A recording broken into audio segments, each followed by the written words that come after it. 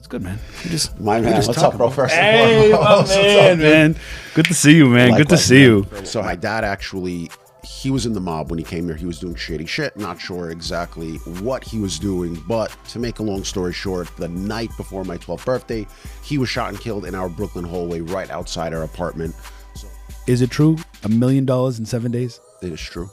$1 million. That's only on our first launch. Bro, yes. $1 million in 7 days. I can't. Okay, are you hiring?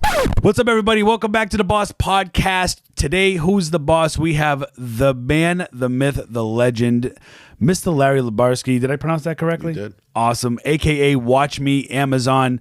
You're a legend, man. I'm so grateful to have you here, man. Thank you, brother. Thank you so much for being here, sitting here. You're in Miami. I am in Miami. I'm in Miami for the Sellers Conference. I love Miami. As I was telling you before we started rolling, I can't wait to live out here. Give me 2 years, bro. Yes. Neighbors, We're going to turn him into a Miamian, or at least a Floridian. Yes. Oh, my God. And don't let, you're not here for the conference. You're here for the weather. No, technically I'm here for the conference, bro. I'm not enjoying the weather too much because we're doing conferences and networking and speaking and all of that kind of stuff, but the weather is fantastic as always. Awesome.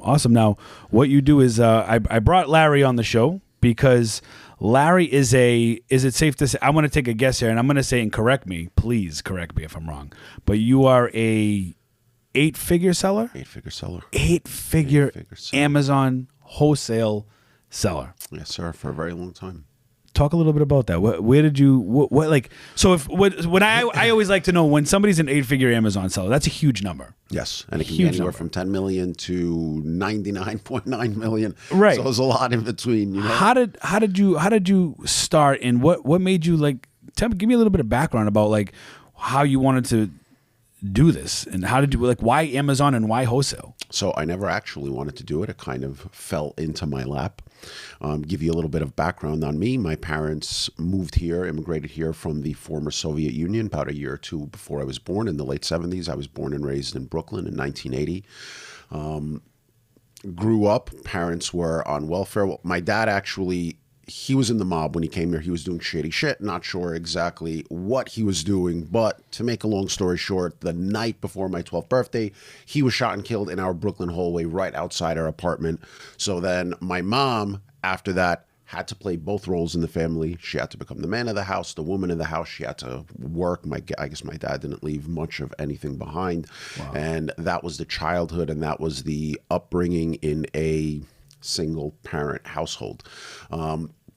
When I was 16 in high school, the cool thing at the time, maybe a lot of listeners remember, there was a movie out there called Boiler Room. A lot of my friends had older siblings who were stockbrokers at the time and who were making a lot of money. And for a young kid from Brooklyn, from anywhere really, it's very appealing to see kids a little bit older than you, flashy watches, the sickest cars, making a lot of loot. I'm like, I want that. You know, that's appealing to me at the time. You know, it still is appealing to me. So there was one summer in high school when I went to work at a brokerage firm, and it was mainly telephone sales and commissions and all of that kind of stuff.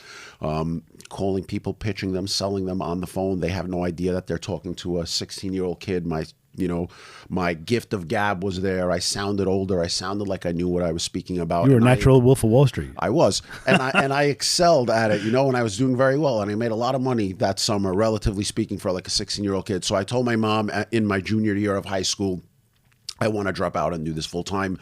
To be a broker, the kind of broker that I was striving to be, you don't need a college degree. You don't need anything. What's the point of me wasting another 4 or 5 years only if I'm going to go back and do this anyway? And that is not required, So begrudgingly, my mom signed me out of high school. I went and took my GED and then went on a 10-year journey of being a stockbroker. And when you are a stockbroker, there is no salary. It is commission only, so you eat what you kill. And if you're not... I like that. You eat what you kill, yes. And if you're not mentally strong enough, if you're not in the right place in life, if you're not in the right frame of mind, it's very hard and it's very stressful to have that kind of business, to be any kind of business that's commission based, whether it's like you want to be a real estate broker or a stockbroker or anything like that. You have to mentally have your shit together, because if you don't, if you're immature, it's not going to work out well to build that kind of a business. So I did that for about 10, 12 years. I had years where, relatively speaking, for a young kid, I made a good deal of loot. And then I had years where I straight up made virtually zero. And I was kind of spinning my wheels, and it was very stressful. And the main issue for me at the time, I just wasn't mature enough. I was a young kid. I was into fucking pot and video games and girls, and didn't have the mental maturity required to build that kind of a business. So I was doing it for about a decade, good years, bad years. Towards the end, I was spinning my wheels, and I kind of just hated my life and hated the business. It was like, I was trying to psych myself up to go to work. And then when I would go to work, as soon as I would get there and sit down at my desk, I just felt like I wanted to leave. And I just became like a total loser. Became like a burden. It was just a total burden. And when I say I was spinning my wheels, I probably should have quit like 3-4 years before I did. But it's very tough. Maybe it's ego. You don't want to give up. You dedicated a decade of your life into something. And if you actually quit and say, don't want to do this anymore, you feel like a loser, especially when there's people your age making hundreds of thousands of dollars per month. You feel like a loser. So I stuck at it way longer than I should have. Spin my wheels, was not making any money, was not really working hard or really trying to build a good business. I was, again, just spinning my wheels and being a fucking loser, and just went into debt, accumulated a ton of debt, was doing loser shit, for lack of a better term. And then I just had to pull the Band-Aid off, and I had to quit. And then I found myself at 30 years old, tucking my tail between my legs, moving back home with my mom as a 30-year-old dude. Not a pot to piss in, not a dollar to my name, not a dollar to keep the fucking phone on or anything like that. So I found myself at 30 years old looking for random jobs. I remember walking into pizzerias and asking them if they were looking for a fucking delivery boy or whatever. I wasn't looking for a career. I was just looking for a job. How can I make $400 a week to make ends meet? And at the time, one of my high school friends that I grew up with, he had a couple of brick and mortar stores. He had an optical store. He had a beauty salon. And he had a website where he was selling eyewear and eyeglasses that they were doing through the optical store. And he was looking for a customer service position, regular 9 to 5, paid like $400 a week. So I spoke to him. He hired me for it. When I got there, the job consisted of customer service for the sunglass website, which is dealing with like customers who would call in and have questions. But they were also doing a lot of eBay. They were taking the glasses that they had in the store, all the stuff that they can get through all of their vendors, and they were listing it on eBay. So that was my first experience in e-commerce. I was like more or less their eBay director. They said, go downstairs, every single pair of glasses that's on the shelf, take it, take images, create listings, list it all on eBay. Someone asks questions, you answer it, orders, sell, you ship it. And that's what I was doing, eBay. That's how I got my start. So your first exposure eBay. Was eBay. Straight eBay. And I just have to rewind for a second, because that was a lot of information in that. I just want to go back to real quick to what you said. You said your dad was in the Russian mob. Yes, sir.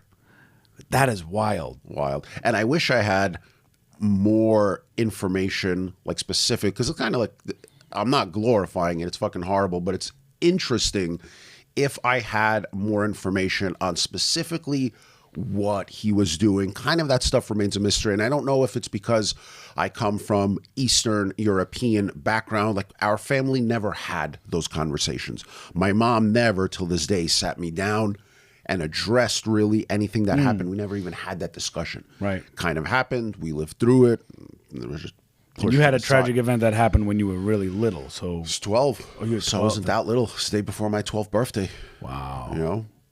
That's nuts. That's absolutely crazy, man. It was wild. Sorry for that. Yeah. And he had two. So my dad was married before my mom. I had two older half brothers that I didn't really know until a couple of years before that shit went down. But then somehow he got them to come from Russia to the States. And then this happened when I was 12. So I probably met them when I was 9 or 10, had a relationship with them.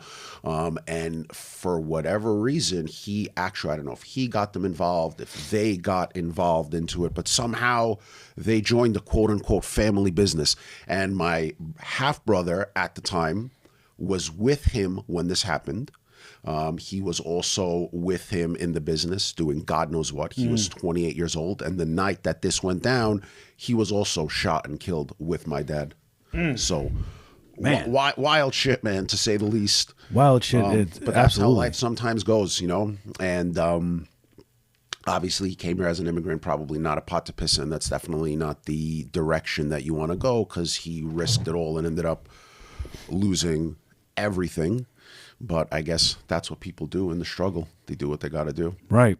So now you spent your time as a broker. You were down in the dirt. You were just like, man, I don't know how I'm going to even feed myself or feed anything. Like, this is crazy. And just for anyone listening, like the reason why you're down in the dirt, and you would be down in the dirt, I would be down in the dirt in any business if I was just as mentally immature. Like, if I was an Amazon seller and I had the same mentality that I did when I was in my 20s, I would also be a loser in Amazon also. On the other side of the coin, with the mind state and mentality that I had right now, I'm pretty confident that if I went back into that field, I would kill it and I would do very well. So it just goes to show that mind state and having the right mentality and having mental fortitude and not being a loser is what's going to help you excel at any career. And if you're mentally immature and you mentally don't have your shit together, you're not going to succeed in any path you take, be it Amazon, be it stockbroker, whatever. 100%. So now you're listing on eBay. Do you like eBay? Because I'd say I when I was selling on eBay and listing on eBay, I disliked it so much for the fact that, because when you get those customers, you start getting, you're like, well, why did you side with the customer? I clearly did this and that. I'm sending proof. Like, how was selling eBay back then for you? I mean, I didn't really mind it because it wasn't my business. It was more of a job. I'm just doing this for a paycheck for them. This is what's going down. Maybe if I had my own business and I was constantly dealing with issues and complaints and all of that kind of stuff, I would maybe take it a little more personally, or it would be a little bit more annoyed from it. But it was whatever. It wasn't really that bad of an experience. I think with eyeglasses, it's common that people would buy shit, try it on, not like how it looks, return it. They would return it. We would charge a restocking fee. It was all pretty simple and straightforward and didn't have to deal with like a lot of headaches, really. So now you're working for, you said your friend. Yep. And you're doing this on eBay. And then at what point did you say, I want to start like an Amazon business? Did you go from working from him and then you said, you know what, I'm going to try reselling myself? So this kid, him and his brother, they had an optical store, and they had right next door a beauty salon that they owned.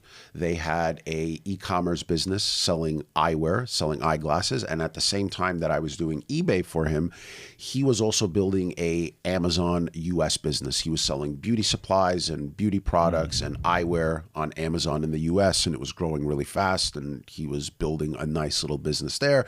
And he was my boy, and I was following him around, and we were doing shit together, and I was seeing the nice business that he was building on Amazon, and it was growing really fast and scaling and all of that kind of stuff. And I was just picking up what I could from him, or he was sharing about the business. He like kind of put me on in a sense where he explained to me, I didn't even know what selling on Amazon was, but he kind of broke down the concept. Here's a listing. Here's what you sell it for. Here's the FBA calculator. You enter the ASIN, you enter the price. Here's what you're left with. You sell it for 20, you're left with 15. We get it for 12. It's $3 profit. He broke that down to me, At the same time, he had explained, and I was hungry, man. Like, I didn't have any social life. I was just looking to work and make money at this point in my life. And he explained the FBA opportunity to me. And he said, I want to do this in Europe, in the UK. They just launched FBA in the UK. I want to do it. I'm a little busy. Larry, you're my good boy. I know that you're looking for extra work. You're down and out. So you know what? I'm going to put up all the funds. You have access to all of my products. You go figure out Amazon UK. You tell me what to buy, whatever you want to buy, we'll buy it, we'll send it in. You do it after hours, and I'm going to give you a third of the profits. So it was him, his brother, me. They owned the business, but I was monthly, like whatever the profits would be, they would cut me a check for that.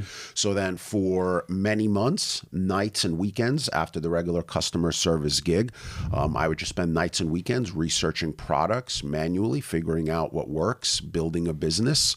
And sending shit to the UK where we were fucking killing it. And I would say in anywhere from, I don't know, maybe 6 to 8 months, it quickly became a $1 million business. At first, I was hustling nights and weekends every chance I get, building the business. And at the end of every month, I would give them kind of like an invoice. Here are our sales. Here are our profits. We made 20 grand this month. I'm owed 7. Give me my 7. And that very quickly far surpassed the $400 or $500 I was making at customer service. So I was like, it makes no sense to do this. I'm going to focus on the Amazon business full time. And then I transitioned away from the regular 9 to 5 job and just was doing the running his Amazon UK business for the first 2 years that I was in the business. And that totally makes sense because I remember following your social media. So for those of you at home, I've been following Watch Me Amazon. He's been a huge inspiration for me to start my business as well as a handful of others. But I would see your posts on social media, and I would see you post. I think you were the only reseller that would post your U.S. numbers, and you would post UK. So I knew you had a footprint in the UK, and now it totally makes sense on how your footprint began in the UK. I don't really see a lot of other people selling in different parts or different marketplaces on Amazon, and if they do, they don't really post it as much as you would post it. So that's pretty interesting. Any other marketplaces that you find interesting on Amazon, or you just stick with US and the UK right now? I mean, I find all of them interesting. So we were sending products into the UK, but via the UK, we would also send products into all of the other European marketplaces. So we would sell in Germany, France, Italy, Spain, UK. Those were the 5 main ones. And then they later introduced a program where they would Amazon would just take your shit and list it all across Europe in all of the different countries, like in what is now the European Union. And it was a unique and interesting opportunity in a sense where we were just shipping stuff to the UK and Amazon was taking it and spreading it out in all of these different marketplaces. So it was really dope. And it was also a play on the currency at the time, which when I started, because we were buying stuff in dollars here domestically and we were selling it in the UK for pounds, and the currency conversion at that time was almost 2 to 1. It was like 175 to dollars to the pound. So we were doing things like buying a $5 bottle of shampoo that maybe on Amazon US would sell for $10, but in Europe, because there was far less competition, far less of these products available, it was selling for 25, 30 pounds. So that in itself is dope. But when you take the 30 pounds and you multiply it by 1.75, you're selling $5 shit for $40, $50, bro. It was like printing money. It was wild. That's such a crazy gameplay. I would never think to play it on the currency because back in the day, I mean, I can remember as far back as the pound being $1.56 to $1. You're saying it was almost when 2 to 1. It was 175, 176 was like the peak. Unbelievable. Now, on the flip side of that, though, because I know there's going to be some people that are going to be watching and be like, well, what about the shipping to Europe? Didn't that compensate for the profits and all that? So, like, how did you manage to keep your shipping costs low at that point to still make a good profit? So they were low, relatively speaking. They weren't low compared to the U.S., where it costs virtually nothing to ship per pound, but we were doing bulk, so you can't send like 1 or 2 boxes to Europe. That doesn't make sense. But we were selling pallets. We were shipping it on air cargo. Our cost was about $1 per pound. So expensive relative to the US, but in general, $1 per pound when your margins are fucking 300% on these products. It was legit like printing money. Like there's a 75% profit right from the start if you break even just based over the currency conversion. Now, that being said, you are at the mercy of the currency. So there was a time where at the high, the peak was like 1.76 to $1. And there was a time not too long ago, right around COVID times, where the pound went to shit and it was almost at parity with the dollar. It was like 1.1. So whatever catalog you had, whatever group of products that made sense when the pound was at 1.76, when it's at 1.1, you're going to lose half of that catalog. 3/4 of that catalog might no longer make sense because that currency conversion isn't there. So as the spread gets bigger, you have more stuff to buy. As it gets lower, you have less stuff to buy. But since then, and since COVID, there's been a lot of changes. Like after COVID, shipping to the UK doubled. The pound went to shit. Great Britain did something called Brexit, where they cut themselves off from the rest of Europe. So shipping to the rest of Europe and to those marketplaces, that kind of cut off. And in the early stage of my Amazon business, I was probably 80% Europe, 20% US. Wow. And today it's completely flipped. And since 2020, we had to double down on our US business and really put most of the focus here because the European business did kind of go to shit. So when you say we, are you still working with the same group of people from back then? I have different partners right now. So what happened with that original partner is they eventually tried to fuck me over. I think they got a little tight so anyone who's listening to this would know, if you have an Amazon business and you're making money, you're kind of making money on paper. So you'll see you invested X amount of dollars and you made whatever, 20 grand, 50 grand, 100 grand this year, but you're not pulling that 100 grand out. If you want the business to grow, you made 100 grand on paper, but you put it back into the business. You didn't pay yourself anything because you want to buy more products. You want it to grow. Next year, you make a lot of money, but you're not pulling it out. You're putting it back into the business so you can buy more products. So that is from a owner's standpoint. You're making a lot of money, but you're reinvesting it into the business because you want the business to grow. I was not an owner in the business. I was getting a straight commission. So every month I was coming to them, here's my invoice for the month. You owe me 7 grand, you owe me 20 grand, you owe me 35 grand, you owe me 40 grand. So you're always at the mercy of them. I think they Goodwill, just got, right?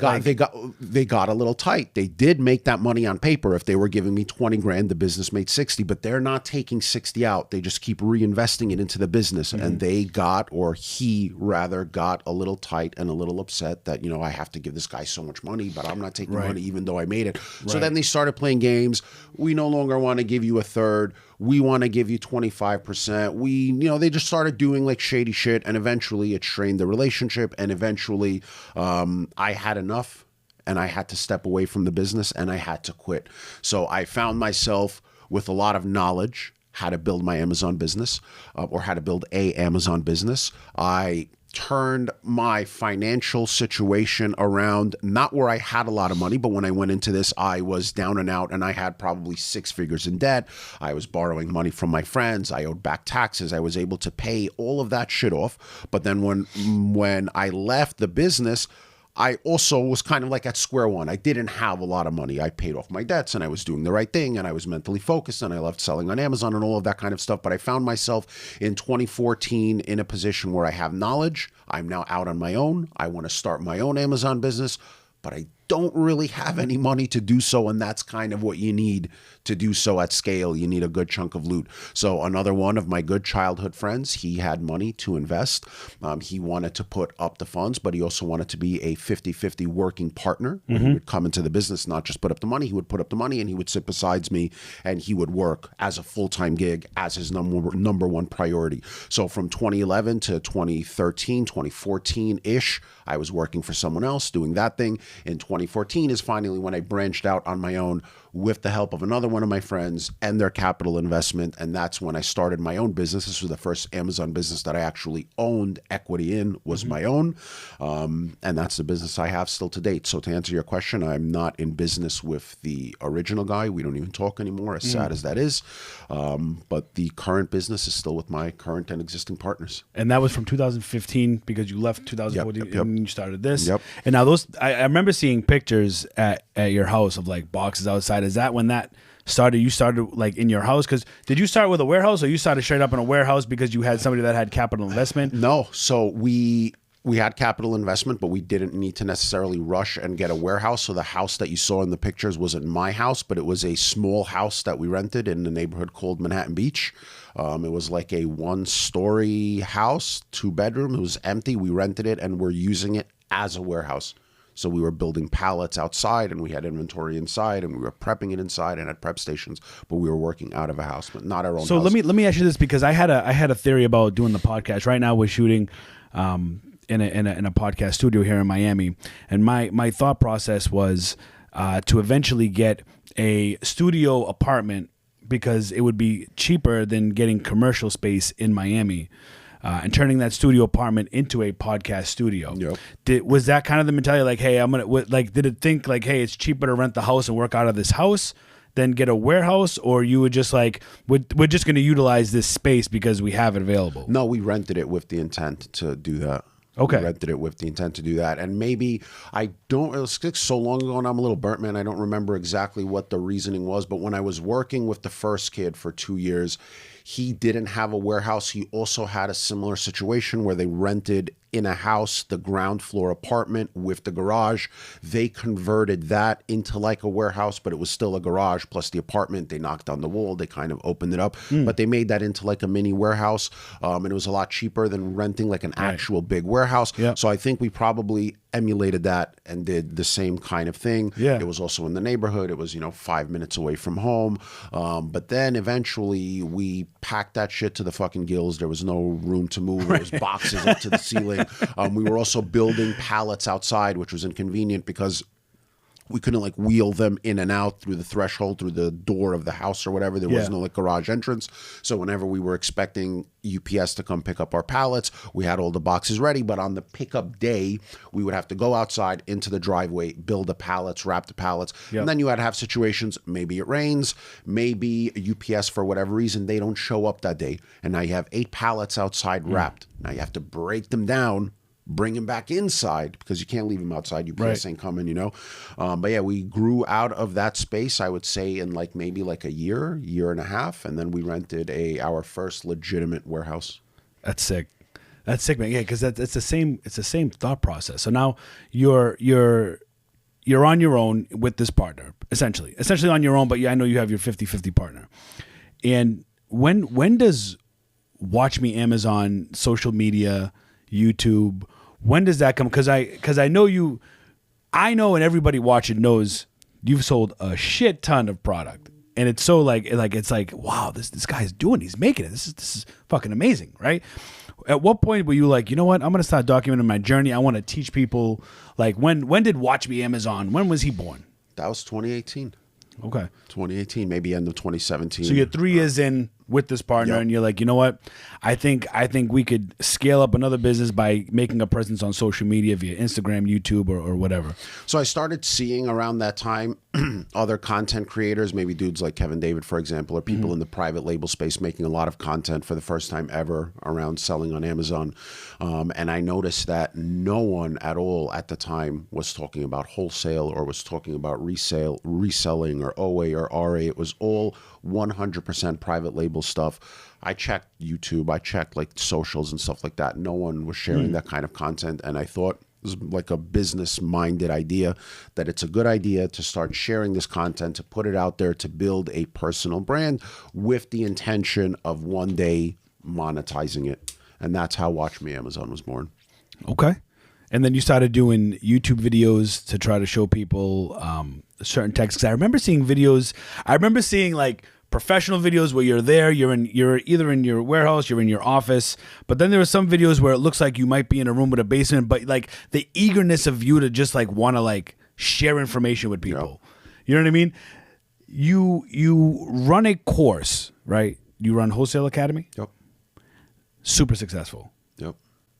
Is it true? $1 million in 7 days? It is true. $1 million. That's only at our first launch. Bro, yes. $1 million in 7 days. I can't. Are you hiring? I am not hiring. No. Now, keep in mind, man, I'm not like a marketer first and foremost. If I did my Kevin David thing and just focused on making a ton of content and just focused on promoting the course, like I can't even remember the last time that I promoted the course. So I'm sure I would make a lot more money via course sales if that's what I wanted to do, if that was my primary focus. But it's not. So the course is out there. It's an amazing course. It's very well reviewed. I keep in touch with virtually everyone still in the course. They have my number. If people need help, I get on a call with them. It's no problem. I make myself available, all that kind of stuff. But that being said, I don't care if people watching this, if they buy it, they buy it. If they don't buy it, they don't buy it. I'm here to chill with you. I'm not here to promote my course. Sure. You know what I'm saying? When I did start Watch Me Amazon, it was with the intention to monetize it. But if you want to keep monetizing it, if you want to have $1 million weeks over and over again, you need to become just like a full-time content creator. And it's not something that I'm super passionate about. Like I don't love doing it enough to just want to make content day in and day out. You know, so but $1 million in a week. It is dope, man. Fucking ridiculous. It is dope. It's such a huge number in such a short amount of time that it's such an amazing feat. That is, it's probably it's top 3 accomplishments that I've ever heard from somebody, because I can't think of anybody else that I've run into. But I'll tell you why it was so successful, because I didn't make Watch Me Amazon and start running ads with the intention of doing a course. And when I started Watch Me Amazon, I had the idea that one day I was going to monetize it. But, you know, I think actually, so the course came out at the end of 2019, and Watch Me Amazon actually probably started in 2017. So I was making content and I was just sharing without any ask at all, probably for like 2.5, 3 years. And it's almost like the Gary Vee mentality, jab, jab, jab. So I've been jabbing for fucking 3 years. And then by the time that I actually had a course to sell, and it took me a while to put it together because I put like my fucking blood, sweat, and tears into making the content really dope. But then by the time there was a product actually available, I didn't have to sell it. I didn't have to market it. I had a lot of people who were interested and who wanted it from years ago, from 2 years ago, from 3 years ago. They were waiting for it. You know what I'm saying? So it was kind of like an organic thing in that regard. Man, it's just unbelievable. Was there a lot of startup cost to get this course running? Because I know it's something. If you're talking about marketing, you got to go through like ClickFunnels. So that's one thing I get asked a lot as a reseller is, do you offer a course? And my answer is always no, because I don't have a course. And I never really thought to put information together. I remember DMing you, and I remember us kind of talking a little bit about what to do. I've asked you for advice, and you've been nice enough to give me some advice on that. But like with like ClickFunnels and marketing, I mean, how expensive, if somebody's looking to put something together, how That's all minimal. The number one cost, if you're trying to make a real quality product, is the time cost. How much of your time is it going to take to put together something dope? If you slap together a course in a couple of days worth of shit off the top of your head, maybe it's not going to be that quality of a product. Right. I know in the case of Wholesale Academy, I probably spent 6 months plus putting together content. It was like super in depth. I made like 60 plus hours of video. And it just took a lot of my time. That's the number one cost. The software and the ClickFunnels and stuff like that, that's minimal. My biggest cost was I joined a mastermind and paid for mentorship from someone who was in the marketing space and who kind of helped me figure out a overall arching strategy what to do. But aside from that, like the cost is minimum. It's like pure profit. But if I put a value on my time and I'm sitting there and pulling myself away from my business for 6 months, and now I'm doing, coaching calls with students and weekly live calls and that kind of stuff, there is a value on my time. Absolutely. That's expensive. But as far as actually what you need to put it together, it's just the years of knowledge and however long the time it takes you to put that shit together. Absolutely. Absolutely. When you're running your business, right? What is your? I'm gonna be bold and I'm just gonna ask it. What is your profit margin? About 13%. 13%, and that seems pretty normal because it seems that the answers I usually get is between 10 and 20%. 15 seems to be the medium. 13% seems. I mean, that's when you're doing like huge numbers like that. Like think 8 figures, and like you said, 8 figures can be 10 million, 8 figures can be 99 million. There's a huge margin there. And 13% is a big number when you're talking big numbers. And 13% so typically the way it goes in wholesale is the more business you do, the bigger the business is.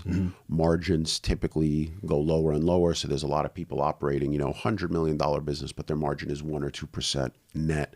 Our margins have stayed significantly healthier. That being said, I know that there are a ton of products that if I wanted to double my business from 30 million to 60 million, I can do that virtually overnight if I want to buy a ton of products that are going to make a 10-cent net profit.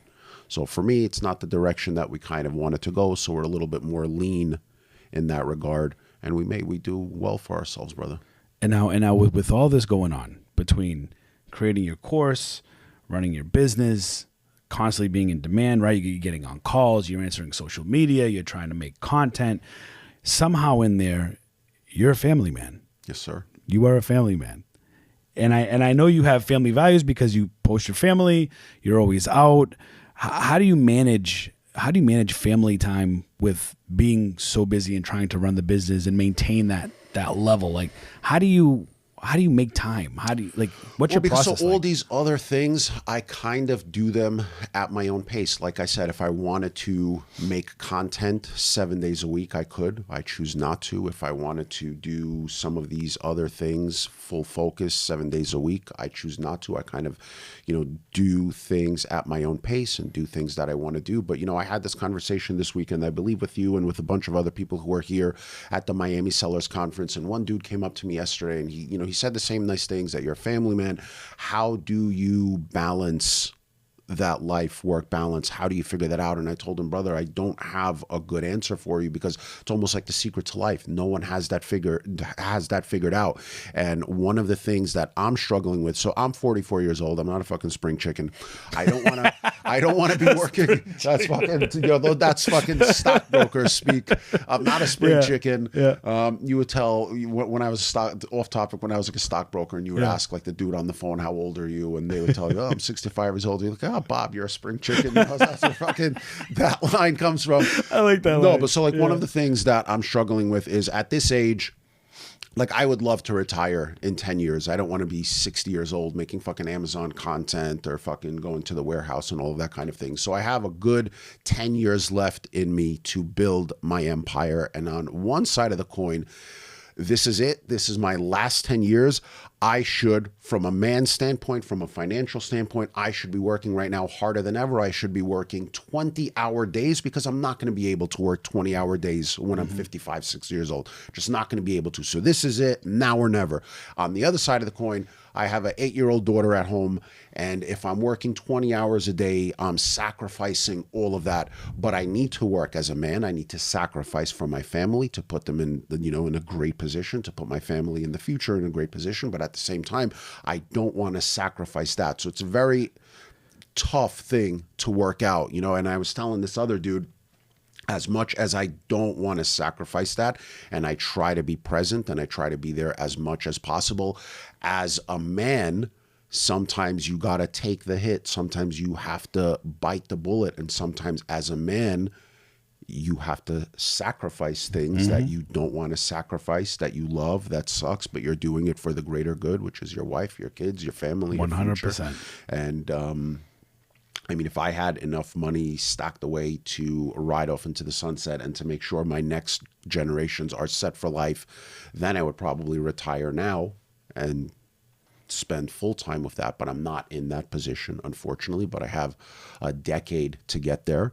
And, my daughter will still be young, but I'm going to definitely sacrifice some time with her. But one of the good things that happened since COVID is we moved to Jersey. One of our warehouses is in Queens. The other one is in Jersey. It's about 45 minutes away. Now that I have a nice home in Jersey, I built a home office in the home. So I'm working from home most of the time. Is that the one your wife decorated, you said? It is. So, I'm working from home now, and I see her and I see my daughter there all the time. So even though in my office working most of the time, I'm still working at home, and I see them more than when I was away at the office. So that was going to be my next question. My next question was going to be, does Larry know how to turn it off, or it never gets turned off?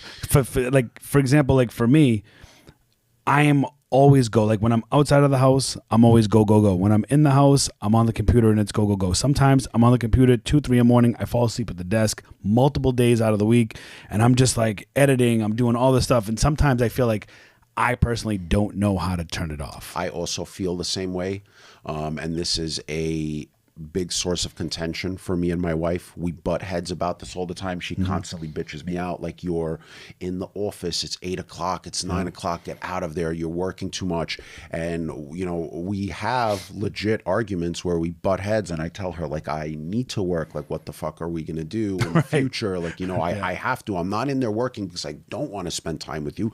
I would love to just be able to spend time with you and spend time with my daughter as much as possible and never have to work again a day in my life. I'm not doing it because I want to be away from you. I'm doing it because I have to do it, but we butt heads on that all the time. Yep. I get the same thing. The same thing. And speaking of like all that good stuff, I mean, just kind of, I guess switching gears a little bit, we met up yesterday.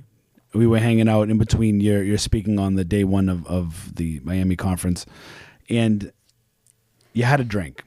We had a drink together. I said, oh, shit, where'd you get that drink? And you're like, bro, upstairs. And I'm like, where's the bars? I'm like, let's go. What was the name of the drink? Because you said the name of the drink. I forgot the name of the drink, and I don't know what you were drinking, but it would look fancy. No, it was just a scotch.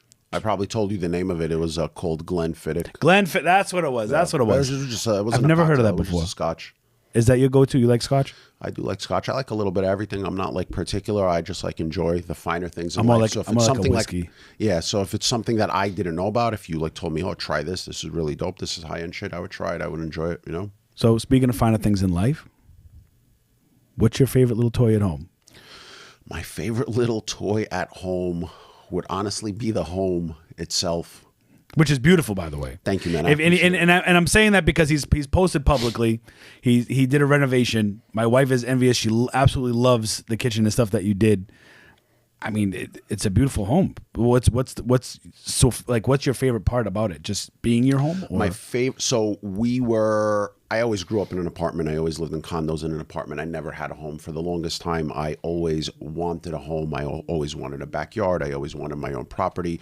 My wife was more of a city dweller in a sense where she always wanted to live in Manhattan. She wanted to live maybe in Park Slope, something like that. So that was kind of the direction we were going. But fate moved us into the suburbs, which was awesome, which I really loved. But yeah, my favorite part of the home is having, almost 2 acres of land and a backyard for my wife and my dog to run around and play in, and a fucking pool and all of that. It's a fucking dream, because I can vividly remember times at fucking 30 years old in my mom's house, in my fucking childhood bed, fucking probably crying my eyes out in my pillow, thinking about fucking, I want this or I want that, or, one day will I ever be married? Will I ever have a kid? Will I ever have a nice home? Am I going to fucking be a loser? What will become of me? All that kind of stuff. But these are things that I wanted since I can always remember, brother. And you got a little McLaren parked? I do. The McLaren was dope. It was kind of like a orange. It was a beautiful orange McLaren. It was Amazon seller license plate. Amazon seller license I love plate, it. orange. It was definitely a spontaneous purchase. I enjoy the fuck out of it, but I don't really, after having it for a couple of years, it's been like almost 4 years now, I don't drive it as often as I would like. Oftentimes there's 3 of us, my wife and my kids, so we can't take the McLaren. We got the Jersey Winter, so I don't, it sits in the garage most of the time. I enjoy it a handful of times in the summer. And well, when you move down to Florida, it'll look real pretty in the sunshine down here. It will look very pretty in the sunshine down here. No, I'm actually trying to sell it, maybe get something else, but. Oh my God. Yeah. But, speaking of finer things, I was always a car head, always into nice cars, always into nice watches, always into nice homes, always into the finer things in life. And like some people may be listening to this, or some people post that shit, or forget about even posting, nothing to do with posting. Some people buy that shit because how they want others to perceive them. Yep. I just honestly buy it for my own pleasure, my own enjoyment. I don't care who sees it, who doesn't see it. Like all the shit that I do, obviously I have like a personal brand, so you have to like fucking show off and be flashy a little bit like on social media, but in reality that's not really me, and anything nice or flashy that I have is 100% for my own enjoyment. Like, and I don't remember if it was you or if it was someone else that I was telling yesterday, if there wasn't, so before watching me Amazon, I have my own like personal social, like everyone else had when they just have like their own family and friends social. I would never in a million years consider posting a fucking watch or a car. Like, that's just not me, But when you're trying to build a personal brand, I'm told that's what the people like. You know what I'm saying? But I enjoy the shit myself. So like before I did Watch Me Amazon, I was always on Instagram and I was browsing car pages and watch pages and beautiful homes and all that kind of stuff, So I was into that shit myself. Before I had any of that stuff, I was following Instagram accounts that posted nice cars, nice homes, nice watches. I was looking at it and admiring it and enjoying it. So now I get to give a little bit of that back. And that I hope that when people see that shit, it is a source of motivation or maybe inspiration or maybe just something that they enjoy. It's definitely not coming from a place of look at me, I'm so fucking fly. Yeah, I mean, this or that, And I think that's so important because it's like we were talking yesterday, and I had said, there are haters that are going to be like, oh, look at you trying to be flashy, right? Trying to promote your course in front of your car. It's like, dude, Larry, it's like he's not the guy in the Lambo in the fucking alley saying buy my course. Yeah, but it's not. But these guys are like blatant. They're like it's a rented Lambo in the middle of Syria, and they're holding up signs. You could tell how scripted it is, right? Like when you post your car, it's hi, this is my car, and I love my car. Yes. It's not like hi, this is my car. You could buy this by getting my course. You know what I mean? For sure. It's not like that. But like when you have haters that like say, "Oh, you're just trying to be flashy," at least my mindset when I see that, I'm like, you know what? I'm gonna get that one day. I'm gonna work hard enough one day, and you know what? I'm gonna get a purple fucking McLaren. Like I'm gonna have that one day. I'm not thinking like, why does he have that and I don't? That's bullshit. Like I should, this and that. You should only have it. If it brings you pleasure. Absolutely. That's it. That's absolutely. the reason why. And some people like certain things. You like cars. You're a car guy. Yep. I've seen a lot of your cars on social media. You're a car guy. What's wrong with that? Nothing. Yep. You know what I mean? And the haters are going to hate. The haters are going to hate, and they're going to say, oh, he's flashy. Oh, watch this and that. Like, bro, like step your game up, bro. Yep. Step your game up. That's what it is. Do you like sports? You a sports guy? I am. So really the only sports that I'm into are boxing and MMA. That's perfect. I've been into that for a very long time. Like the regular sports, I used to like basketball like when I was a kid. Not so much anymore. Like the four main sports, hockey, basketball, football, baseball, I'm not really into. Somehow when I sit down these podcasts, somehow Jake Paul always seemed to come up in my head. You just said boxing. What do you think about Paul and Tyson, man? I mean, I'll be watching, bro. I'll be watching too. I can't imagine. Freak show fight. When he fought Tommy Fury, I said to myself, Tommy Fury has more to lose. I don't like Tommy Fury. I don't like the way he boxes. I think it's very Floyd Mayweather-esque. It's very like avoid. It's not probably like Floyd Mayweather. Well, it's tough to compare him to Mayweather because I'm a huge Mayweather fan. Are you? Yeah, I don't like the way I just don't like. So I'll tell you what makes compared to Tyson. Like I grew up with like watching Tyson like batter the crap out of people, and I feel like he's the only one that's done that. The main thing that I loved about Mayweather and that always inspired me about Mayweather was the mindset and the phrase that he coined: hard work, dedication. And it was how hard he worked and how focused he was. Mm-hmm. And when you would watch those like 24/7 shows that they had back in the day, when they would show him like in training camp and just how he like prepares and like the mindset, that's what attracted me to Floyd Mayweather. It was his constant hard work and dedication for the pursuit of perfection. Now, his style is not maybe as dope as aggressive, I think. As I would like to see. That's personal preference. But that's for like a fair weather fan, or that's for like a normal fan. But when you appreciate the art, like if Mayweather was 250 pounds and he was boxing the way he boxes now, right, he would fucking school up a Tyson. You know what I'm saying? You think so? He never you gets think hit. You think he wouldn't land a hit on him for sure. It's not like you don't think I just think Tyson's such an animal, man. I feel like Tyson's got that street mentality when he gets into the ring, and he's just like I want to murder your face. But like Mayweather's fought animals, and they cannot hit him. But it was more I was drawn to him based on the hard work, dedication, and the mindset, and how he was always preaching super hard work and dedication to get to your goals. And look what I've achieved. And it's not because I'm a natural born athlete. It's because of hard work, dedication. And now look at what I have. Look at all the homes. Look at all the cars. Look at this life I built based off of hard work, dedication. So when we got that first warehouse in Red Hook, Brooklyn, we had a painter come in and they put a giant money team TNT logo on the wall as a source of inspiration for hard work. I think I saw that. Dedication. I see that in your space. Yeah, because it was on your social. I do remember that. Yep. Oh, that's funny. Who do you think's gonna win? Do you think Tyson? Like, how do you? I would like to say Tyson. I would like to say Tyson too, right? I don't know how scripted those fights are. I don't think they are. Some people say they're completely fake. I don't know. I mean, if it was fake, why'd he lose to Fury? You know, because if it was fake, it would make all the sense in the world for Jake Paul to win. He gets bigger. Well, this is my theory, though. This is my theory on that. Tommy Fury is still active boxing. But he can still, you know what I mean? I know he's not like, whatever, but he's still an active boxer at the time when he was fighting Paul. And my theory was Fury cannot lose this because his career will essentially be over. I think it will be over. And the crap that his father was saying was really intense. Don't come home, this and that. It was so intense to somebody that was still active in boxing. I was like, Fury is not going to lose this match.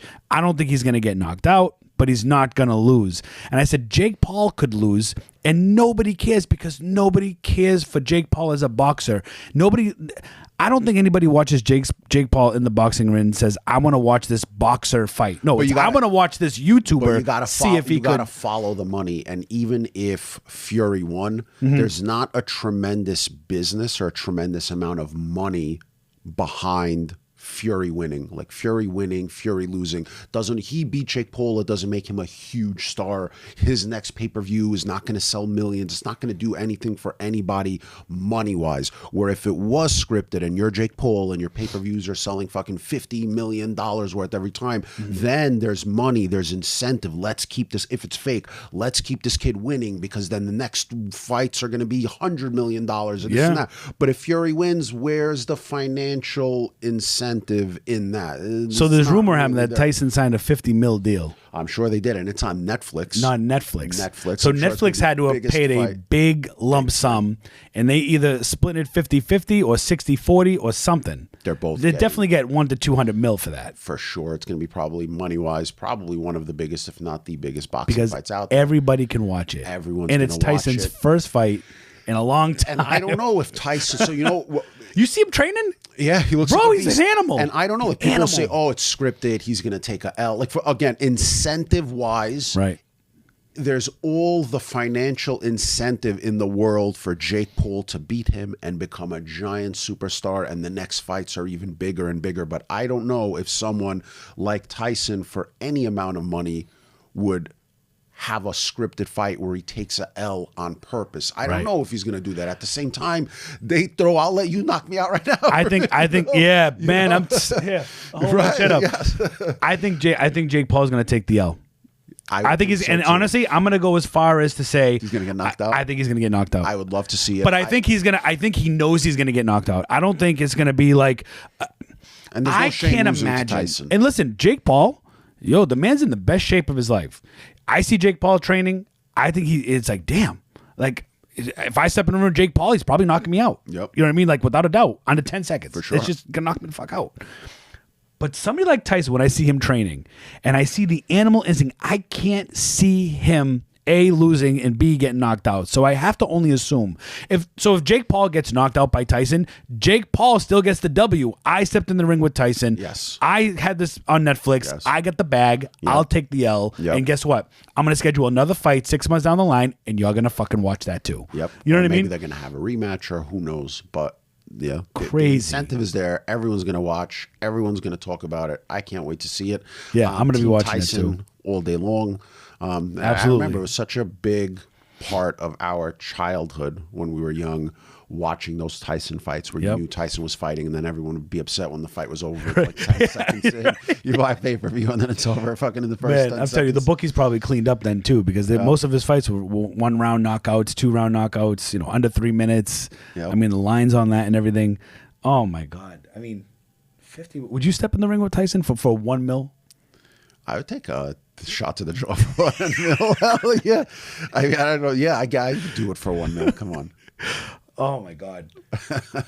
I mean, it would probably be, for me. I would think it would be life or death, because if he really got right. I was watching his highlights, dude. I was watching his highlights, and I'm looking at his uppercuts, chin up these people. It's almost like they break the back of his spine. You got a mouthpiece. Oh my God. Can we wear one of those boxing helmets?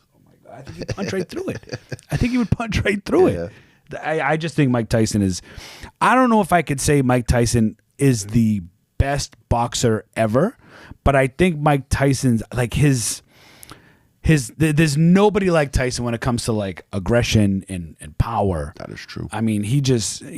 unfortunately, I don't know. I would have loved to see him continue his legacy. You've seen some of his newer interviews where he's like getting emotional and crying about like the kind of person he was back then as an athlete, where he's like, I'm a totally different person now.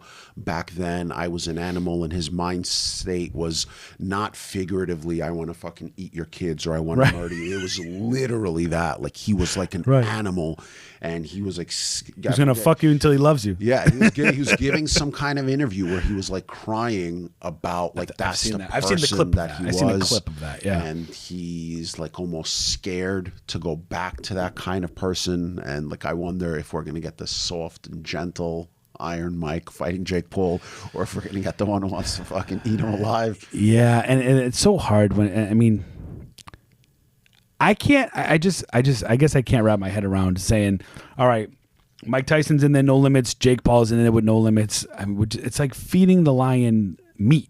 The only thing is, Tyson's like, what? He's in his 60s. He might get winded after 1 or 2 rounds. Like, if he doesn't. I know people keep saying that, but then when I see him training, I'm just like, oh my god, like one hit from those training shots. Those are under aggressive shots. Those are not like, I want to eat your kid shots. Those are like, I'm training and I want to hit, but it's not like there's a purse on the line.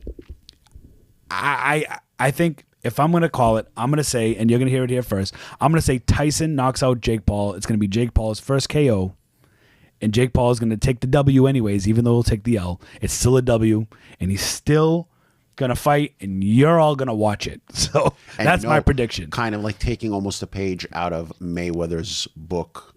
There's a point in Mayweather's career, the second half of his career, where most of the people who are tuning in and paying money to watch it are not watching to see him win. They're watching to see him get knocked out. They're watching to see him lose. And I think for Jake Paul, kind of a similar situation. People want to watch those fights because they want to see him get knocked out. If he does get knocked out, the fans are going to be very happy, and then they're going to pay big money to see the shit happen next time, again and again. You know, well, that's the thing. That's the thing is, I mean, if Jake Paul is going to get knocked out by anybody, it's not going to be Fury. It's definitely not going to be any of the other washed up fighters that he's fought. He's not going to risk getting knocked. But somebody like Tyson, there's a W in saying I got the shit kicked out of me by Mike Tyson. Yep. And it's like Logan Paul. Yep. Logan Paul with Mayweather.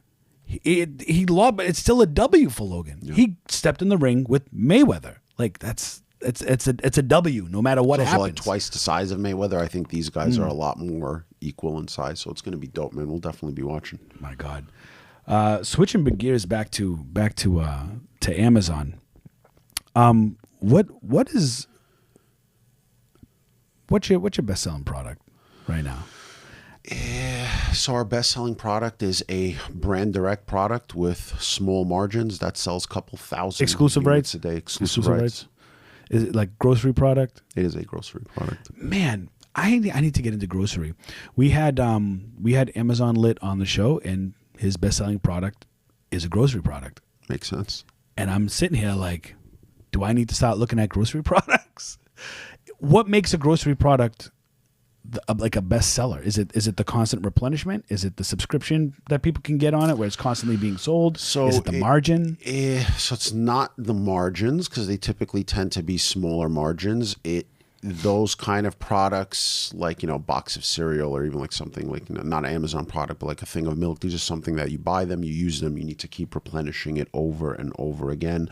But honestly, we didn't set out specifically looking for a grocery product or specifically looking for this or that. It's just kind of the luck of the draw. We're not specifically looking for any one niche or targeting, this is why we love grocery products only, or this is why we love beauty products only, or this is why we love toys. If you were to ask me this question 3 years ago, what were my best selling products? It would be a high ticket electronic item that we were selling that was costing over $200. And 3 years later, now it's that relationship went to shit. And 3 years later, now we're selling a grocery product that's sub $8. So things change.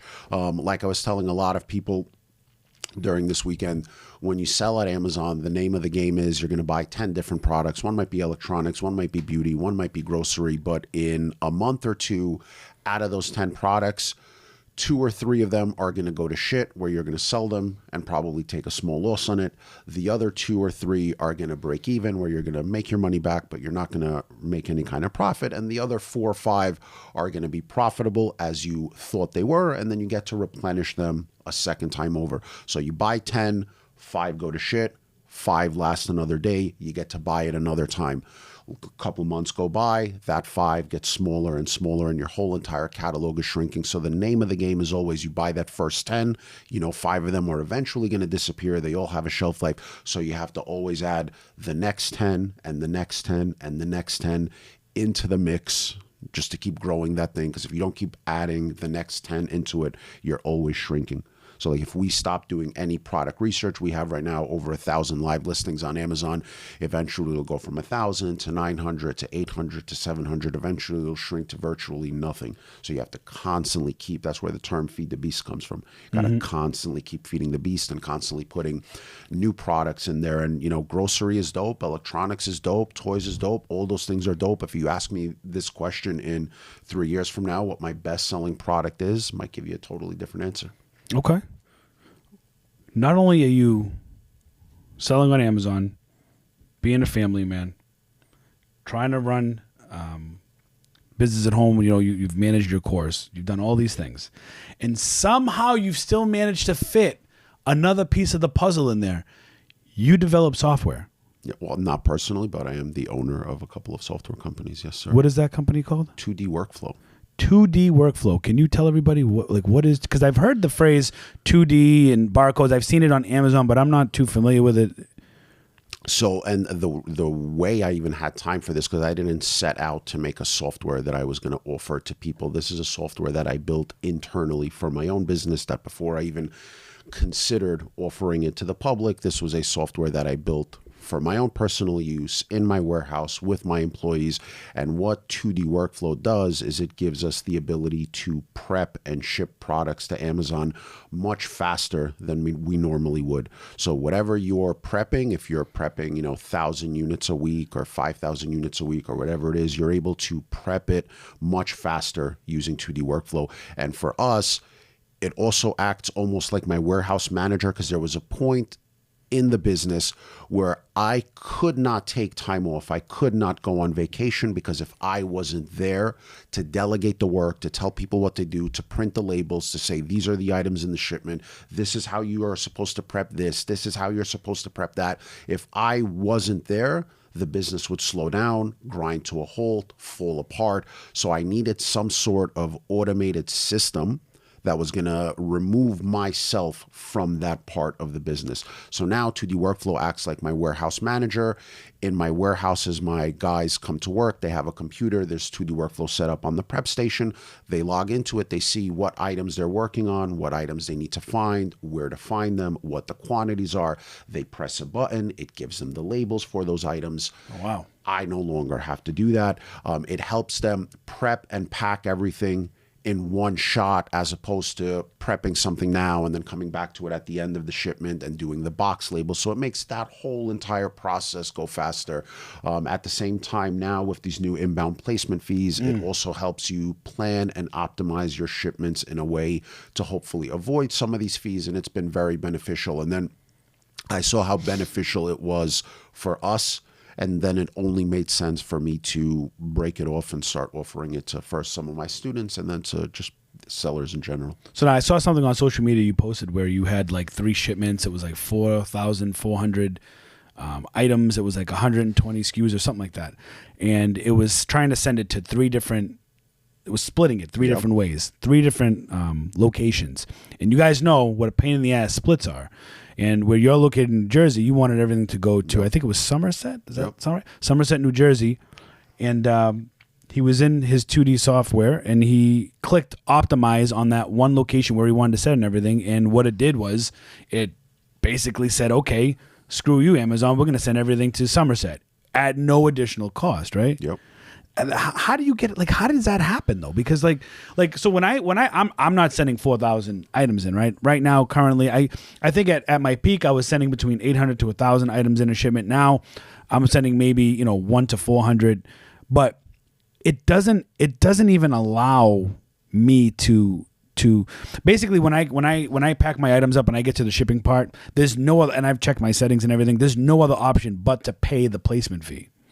So if somebody's not sending in 4,000 items, somebody's sending in maybe under 500, would 2D workflow benefit them as well as far as optimization? Would, and it's not necessarily that it's 2D that's benefiting them. So the way that all of this, or the reason that all of this is possible, is because when Amazon has two different systems. They have Seller Central, which a lot of people obviously know and use, and then they have their Amazon API, which is what all the softwares use to communicate with Amazon and build shipments.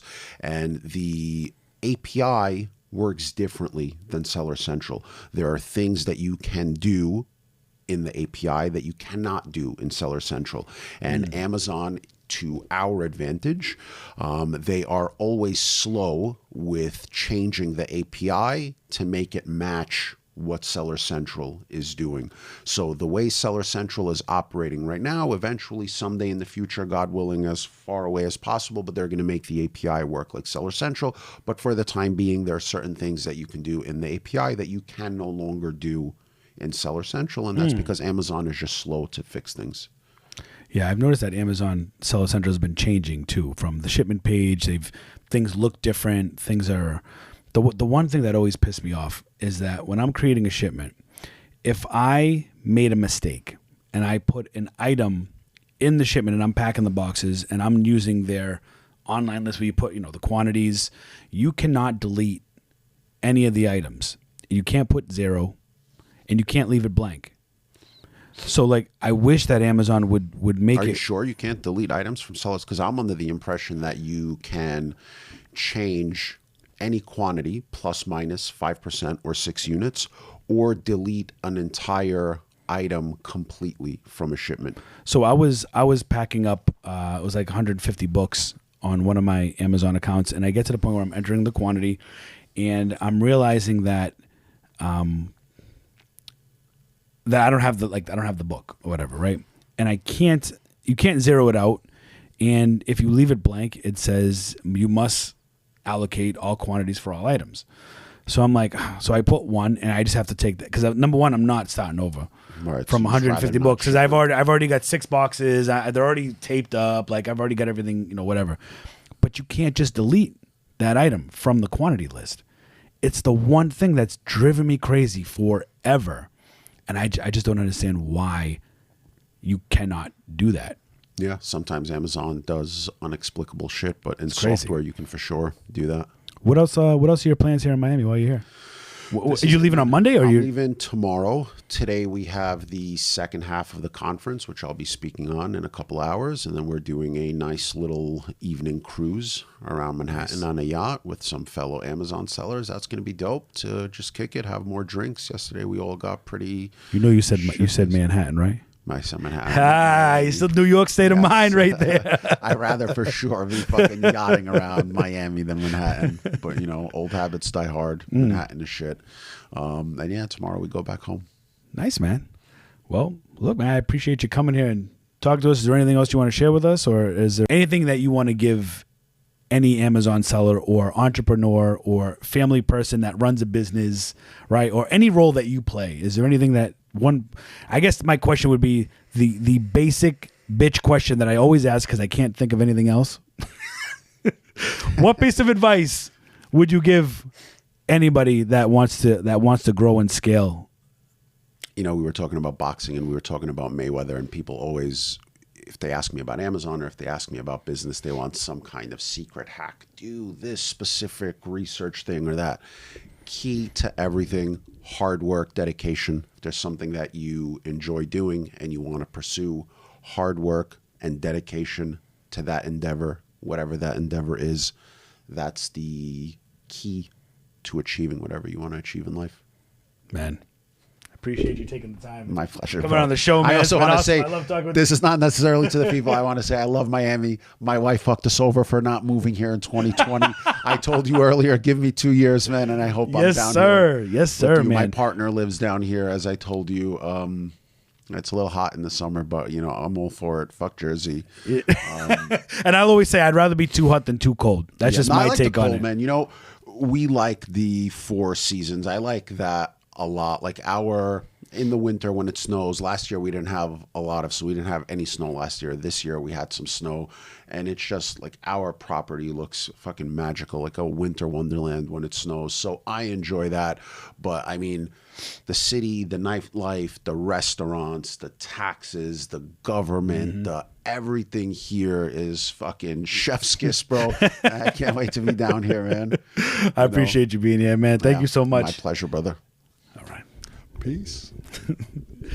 Thank you all for tuning in. I appreciate you, Mr. Larry Lubarski, a.k.a. Watch Me Amazon. Again, thank you so much for being on the show. We'll hope to have you again when you move down here. Yes, that would When you move down here, and maybe we'll be in a different studio, a different recording area. Guys, stay tuned to the next episode. Appreciate you watching. Make sure you like, share, subscribe, do all the things that help the channel grow, and I will catch you guys on the next one.